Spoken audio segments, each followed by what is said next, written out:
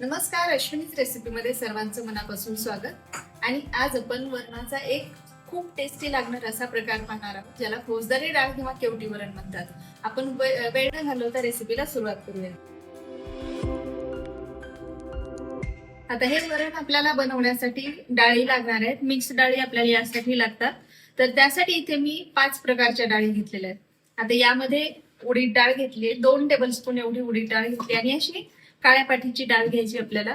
मूग डाळ घेतलेली आहे, ती सुद्धा 2 टेबलस्पून एवढीच घेतली, आणि ती सुद्धा अशी हिरवी घेतलेली आहे, म्हणजे जी टरफला सहित असते ती घेतली.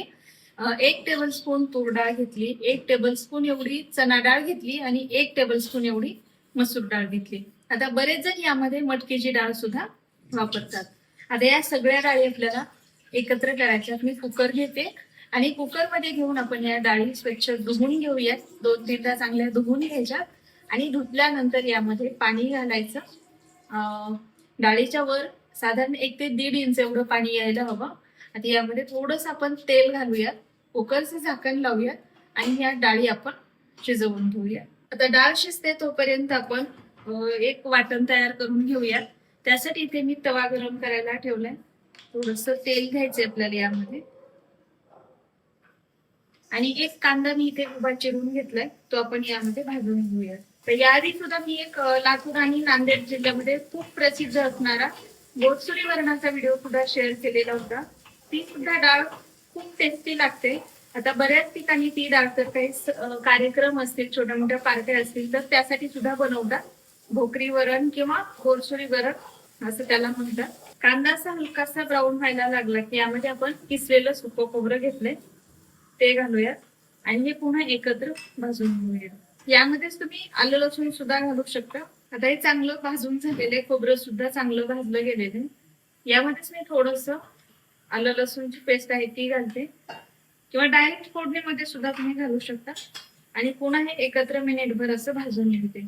आता हे सगळं चांगलं भाजल्यानंतर याला आपल्याला व्यवस्थित गार करायचे, आणि गार झाल्यानंतर आपल्याला मिक्सर मधून बारीक करून घ्यायचे. आता इथे मी कांदा खोबऱ्याचं वाटण तयार करून घेतलंय, आणि तोपर्यंत इथे आपल्या ज्या डाळी आहेत त्या सुद्धा शिजलेल्या आहेत.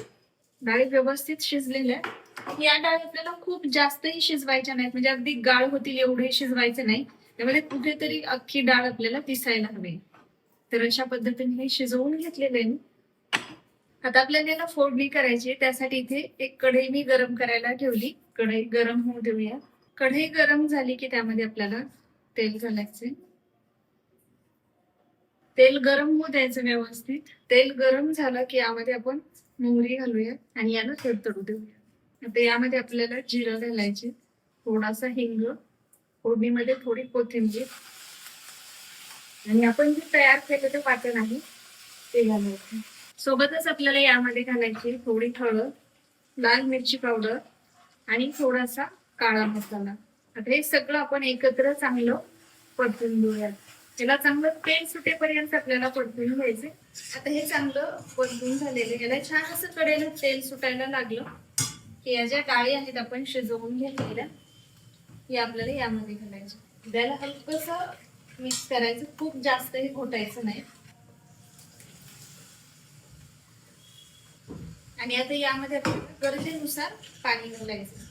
आता ही डाळ खायला खूप टेस्टी लागते. तुम्ही भाकरी सोबत खाऊ शकता, भातासोबत, चपाती कशासोबतही खाऊ शकता. खूप छान लागते. आता यामध्ये आपण पाणी घालूया, आणखी थोडस पाणी घालते मी यामध्ये. एवढा थिकनेस ठेवलाय मी.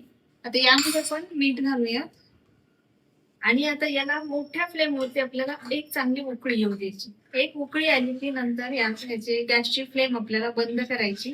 आता अशा बऱ्याच वेगवेगळ्या वरणाच्या रेसिपी आहेत. प्रत्येक प्रांतामध्ये गेले की थोडी पद्धत बदलते, तिथली थोडी वेगळी पद्धत असते. पण प्रत्येक ठिकाणचं जे वरण आहे किंवा जो डाळीचा प्रकार आहे तेवढाच टेस्टी लागतो. आता तुमच्याकडे कुठला प्रकार आहे जो खूप टेस्टी लागतो पण सगळीकडे कसा बनवत नाहीत, असा जर प्रकार असेल तर कमेंट करून नक्की सांगा. तोही प्रकार आपण नक्की शेअर करूयात. आता याला एक उकळी आली की गॅसची फ्लेम मी कमी केली, आणि कमी फ्लेम वरती पुन्हा हे 5 मिनिटं शिजवून घेऊयात. आता यातली जी डाळ आहे ती अशी अख्खी राहायला हवी. व्यवस्थित शिजायला तर हवी, पण ती अशी अख्खी असायला मी बघू शकते या पद्धतीने. त्यामुळे जेव्हा आपण हे शिजवून घेतल्यानंतर घोटतो, त्याला जास्त आपल्याला घोटून घ्यायचं नाही, अगदी हलकंसं घोटून घेऊ शकता. पुन्हा हे मी 5 मिनिटं मंद आचेवरती शिजवून घेतले आणि बघू शकता एकदम मस्त अशी आपली ही डाळ झालेली आहे. गॅसची फ्लेम आता बंद करते आणि वरतून थोडी कोथिंबीर घालते. तर बघू शकता खूप छान झालेली आहे. नक्की करून पहा. रेसिपी तुम्हाला कशी वाटली हे मला कमेंट करून सांगायला विसरू नका. आणि यानंतर तुम्हाला अशी कुठली रेसिपी पाहायला आवडेल हे सुद्धा नक्की सांगा.